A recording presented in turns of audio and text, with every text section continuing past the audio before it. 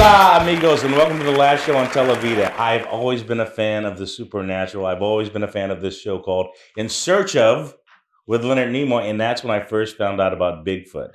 Lucky for me, one of my comedian friends for over 30 years is one of the leading authorities in the country on Bigfoot. In fact, my guest Carter Burchard has two books here, Evidence of the Enigma. We can zoom in on that. And then he actually has another book called Evidence of Enigma 2. Our guest tonight talk about all things Bigfoot. I've even got a picture of the rendering right next to Guillermo. Is Carter Burchard.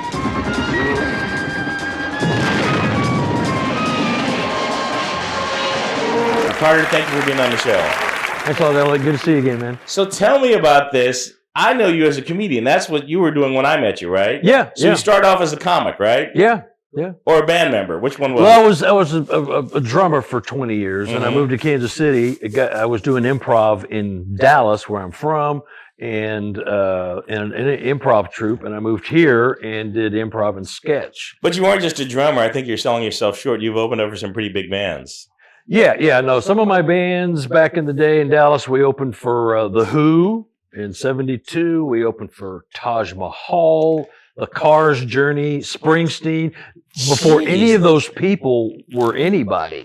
Mm-hmm. Yet I'm still working for a living. So that's how good my band was. Hey, Springsteen's still working at 76. Yeah. So I found out about Bigfoot on Leonard Nimoy's In Search of. How did you find out about Bigfoot? When did it first come into your consciousness? That show, Leonard Nimoy, In Search of. I went, oh my God, that is cool. I always had this feeling that there was more in the world than they were telling us. The government and TV and whatever. So I glommed onto that, and I was just fascinated. For how many years now? I've been researching for almost 20. Okay. But I was 10 when I saw that show. Living in Texas. Yeah, living down in Dallas, Texas. But in a lot of the other video I've seen of you, you say that they're actual Sasquatch in the Midwest, right here where we live. They're everywhere. They're not Pacific Northwest only. Well, that's what I thought. I mean, there's the famous video. What video am I talking about where they have the Patterson-Gimlin? Yeah, then that's like up in the northwest part of the country. That was in California. Okay. That was in on the other side of the creek bed. Mm-hmm. Yeah, Bluff Creek.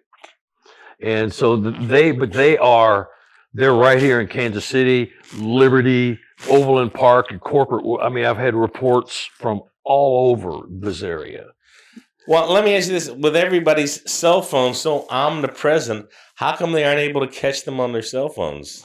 Well, number one, you're nervous, you're scared, and you're like, by the time you get your phone ready, it's gone. You know what? A perfect example. I took my son to go to Glacier National Park. We were getting on a tour bus, and the tour guide, as we were getting on, said, "Oh, look, a grizzly." And you're right. I was shocked, and I was thinking about getting on that bus. I wasn't thinking about getting on it. And by the time we got there, it had already kind of gone into the woods. So, and then we got on the tour bus. Anybody get a picture of that grizzly? No. Nope. Nobody got a picture of it. Half the people want to run. A third of the people are digging for their phone or their camera. It has to register, right? Yeah, it has to. You go.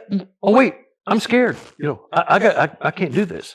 I had a photographer in Houston. He was hired to take professional photos for Texas Monthly magazine, and he had 2 cameras. He's waiting in this clear cut, which is an area that's cut through the forest for power line right-of-ways. He was sitting here waiting for the sun to hit a certain time of day so he could take photos of the sun filtering through these rare pine needle trees. While he's standing there waiting, a Sasquatch walks out of the woods, and they're staring at each other. He has 2 cameras, one in his hand and one around his neck. This guy's taking photos all over the world in war-torn countries. He couldn't get it together to take a picture. He was too busy being freaked out when he saw this thing. And by the time he got it ready, it was gone. 2 seconds.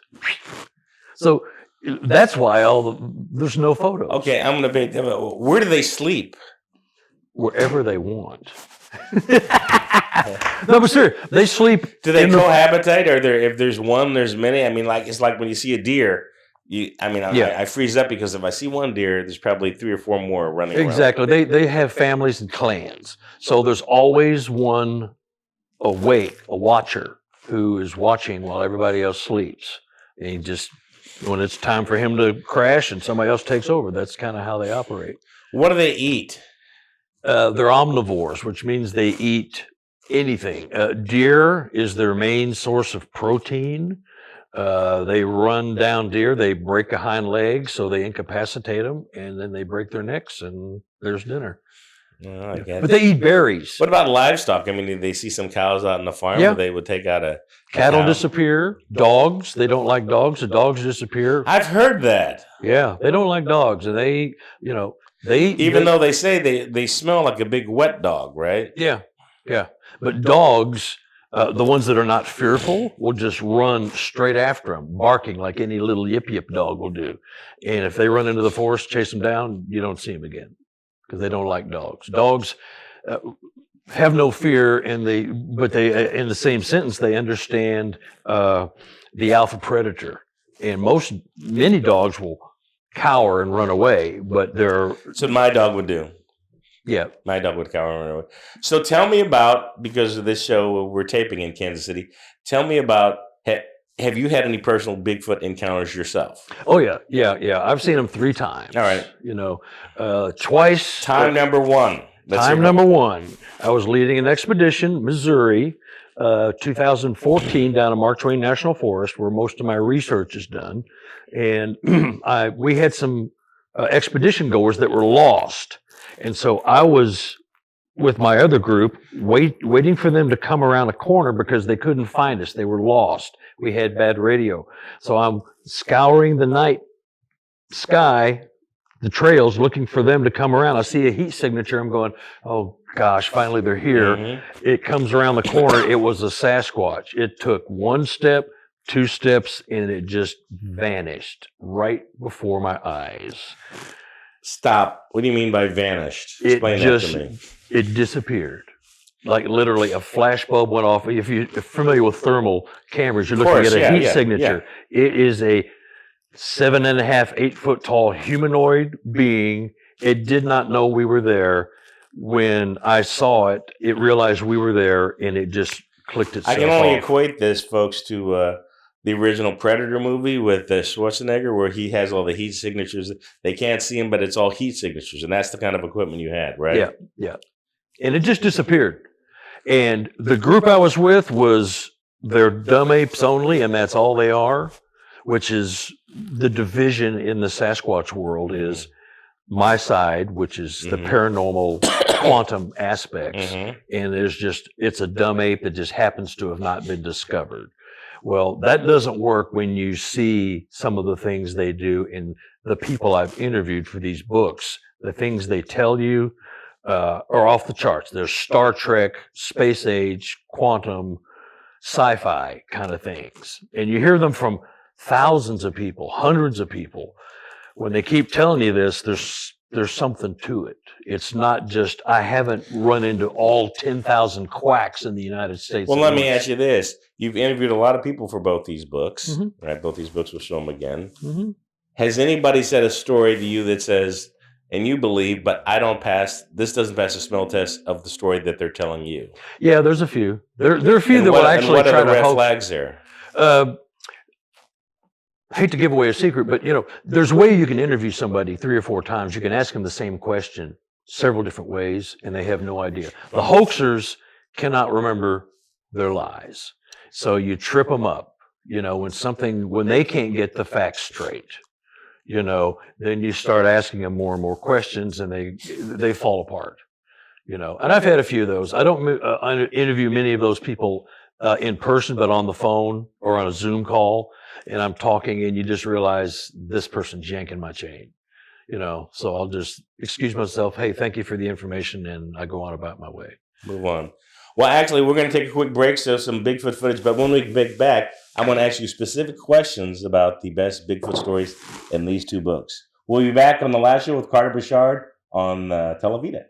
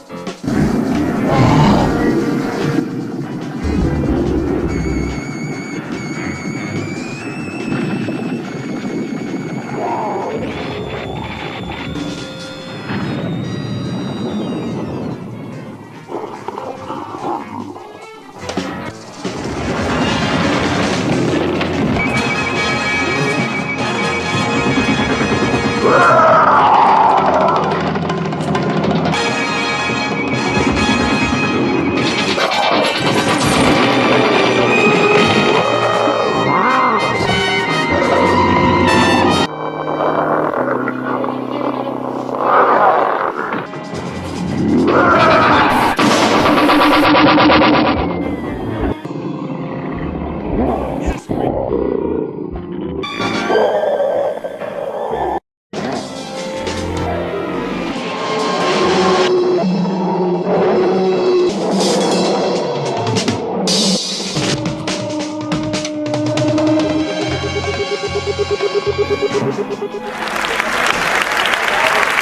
back to the last show on Televida. I'm Elliot Reed. We're here with Carter Burchard, one of the nation's foremost Bigfoot researchers, I would call it. Would that be fair? Researcher / investigator. Right. So you have 2 books here. They're both for sale. How do we get these books, first of all? You can go to my website at www.relichominid.com. I have to spell hominid?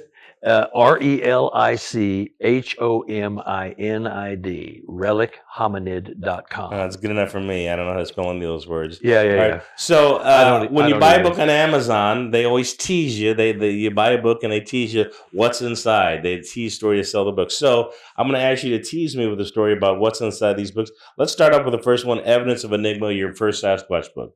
What's a good story about this book?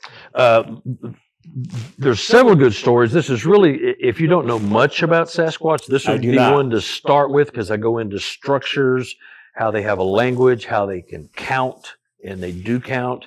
But there's a really good story out of Back up. Yeah. They can count? Yeah, they can count. But for what useful purpose would that be? Tracking humans in the forest at night. If I went on an expedition in Michigan, and there were we go on night ops. So there's one person that leads. Why don't you go during the day?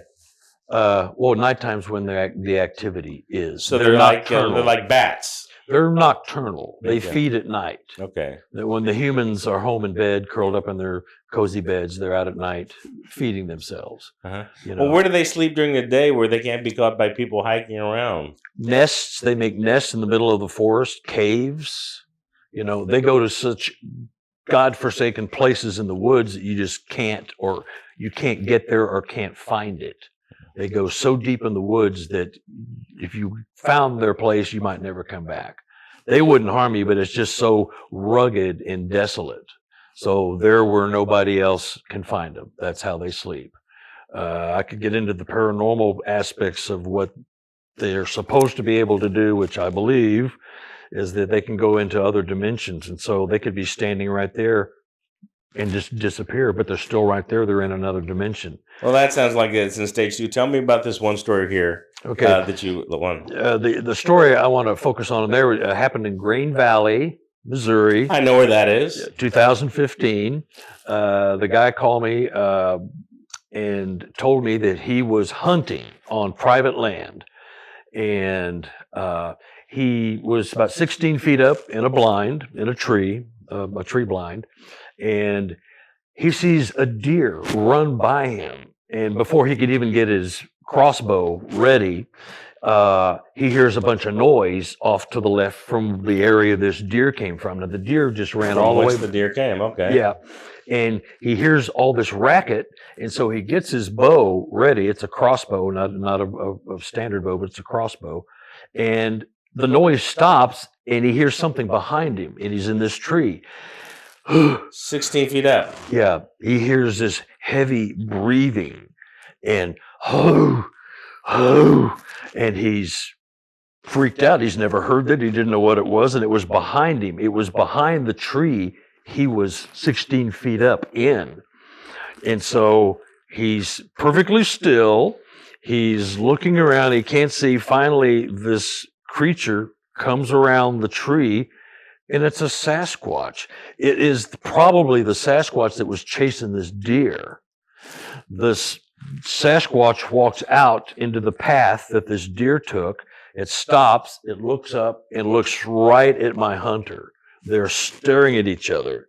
He's looking down at this thing. It's looking right at him. He's got his bow. And pointed at him. He says, I couldn't do it. It looked too human. I couldn't do it. And I just had the feeling if I did it, I was going to be in big trouble. And he's right. But he couldn't do it. He just said it looked like a man but it was an ape. But it looked so human, I couldn't do it. And this creature stared at him for a while. He put his bow back down in his lap. It kind of snorted at him like, "Rrr," and walked, didn't run. It walked after the deer. Well, aren't these like apes, really? They look like apes. You know, they I mean, there's an ape in the jungle. Why wouldn't there be? well, they're Apes aren't indigenous in North America, correct? not allegedly. Okay. You know, they are allegedly a human, potentially ape hybrid. You know, and we're getting into genetics and DNA manipulation to get them to be the beings they are, which is, it's still an ongoing debate if they are truly an earthly being or they are from off planet that were put here thousands of years So ago. what you're saying is, from the case study in your book, you're saying there's Sasquatch actually within 100 miles of where we're sitting right now. There's Sasquatch within 20 miles. That's a metropolitan area, Carter. How could that be possible? Have you heard of Monkey Mountain? No, tell me about it. Green Valley, Yeah. Monkey Mountain, where this guy was hunting. There's a place called Monkey Mountain, and there's a reason it's called Monkey Mountain. Oh, gosh. You know, and I've had 4 Class A, which means a visual sighting, published out of that area alone in Green Valley. They're all over. They're opportunistic omnivores. They've been caught going through dumpsters at the Walmart in Blue Springs. I've caught them in Liberty, in Excelsior Springs, Johnson County, running along the highway on 35, going down toward Wichita. I mean, they're everywhere. And nobody understands that. You're not expecting it.